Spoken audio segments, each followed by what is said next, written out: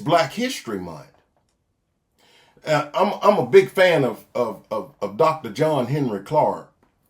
I gathered a lot of information, not just Dr. John Henry Clark, but Brother Clyde Winters. Y'all check him out. He's putting that information out there, especially about us and our native ties to this land and what we call in the Americas. Okay, well anyway, it's Black History Month. I saw some disturbing things a week or so ago maybe, and it involved those Smith children. I think they're, I can't remember their names right off the bat, but they Will Smith and that Pinkett girls, kids. So you saying, well, how is that tied into Black history? Well, see, that young lady showed up at the award show and she was damn near naked.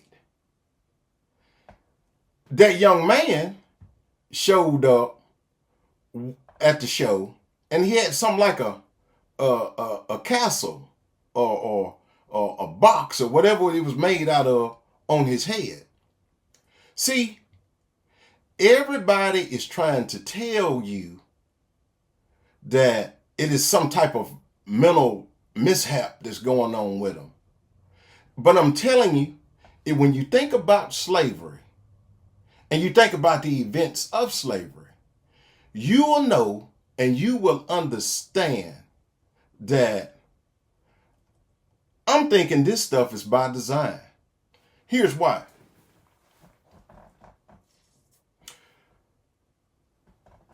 When we were slaves, of course, a lot of us, we still are slaves, whether it be mental or physical. But during slavery, during chattel slavery, we were considered capital, property. We only existed to make the slave master money. I mean, if you had a slave during that particular period of time, you sent him off to work. If you didn't have work to do around your plantation, you sent him to other plantations, and when they dropped him back off, you took the money and tied him back up in the barn or the shed back around back. You see? But labor wasn't the only way that they capitalized or made money off of the slave. Breeding was also. You see, one of the rituals that they would do is that they will take a young man. I mean, that young man is full of sperm.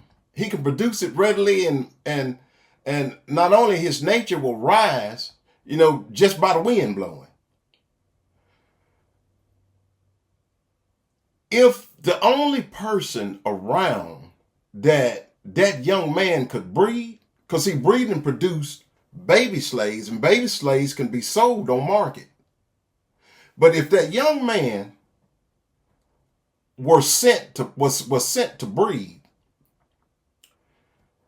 when they brought him in there to breed, and the only person that he could breed may be his mother or his sister. So to stop interruption of the sexual performance, they would put a bag or a box over his head.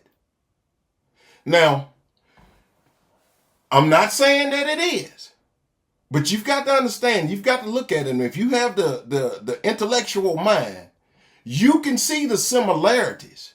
That young girl was his sister, half naked, and he had a box over his head.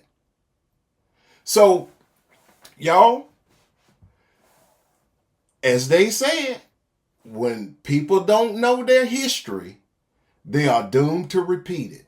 See, when I was a kid growing up, the only portion of Black history that I got was a show called Roots. And it was fictional.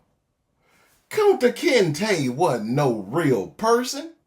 Now, a lot of the events and things that was going on may have happened, but I'm intelligent enough to know that if the story has some truth, then the character and illustrations don't necessarily have to be true.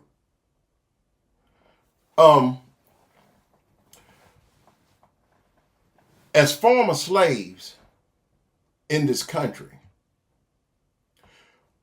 we need to know something about our history. But somebody somewhere should talk to Will.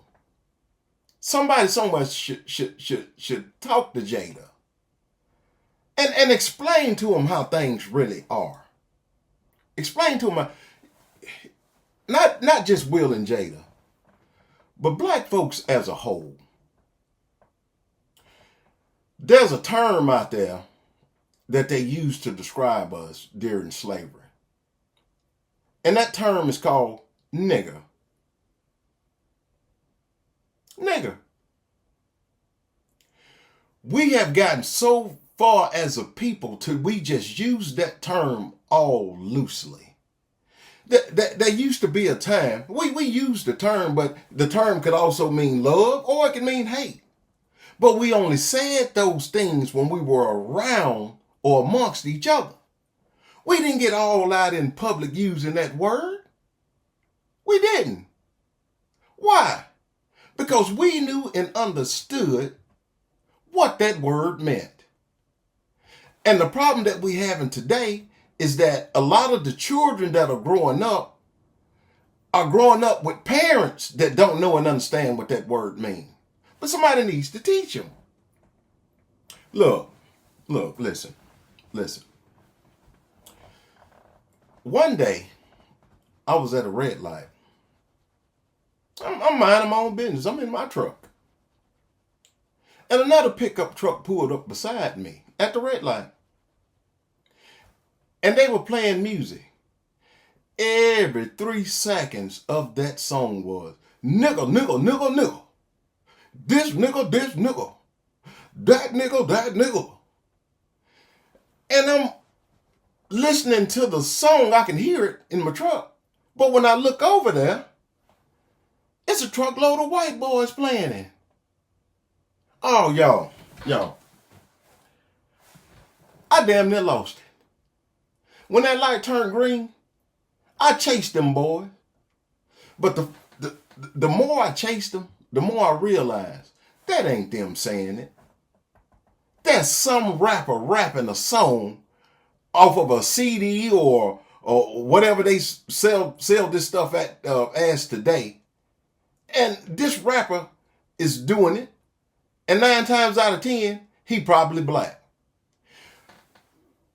But when it gets bad, it's when you have used that word, that term, around them folk for so long till they get to where they think they could do it. And that's when it hurts your feelings, especially when you know what that word means. I don't care what anybody told you. I don't care what any rapper told you, any comedian told you, any actor. I wouldn't care if it was the pastor down there at that church. We the niggas. We the niggas. That word was meant to belittle us. Nigga, get over here and do that. Nigga, get over here and do this. You want me to beat your ass, nigga? We are adopting a culture that shouldn't be. So, this Black History Month,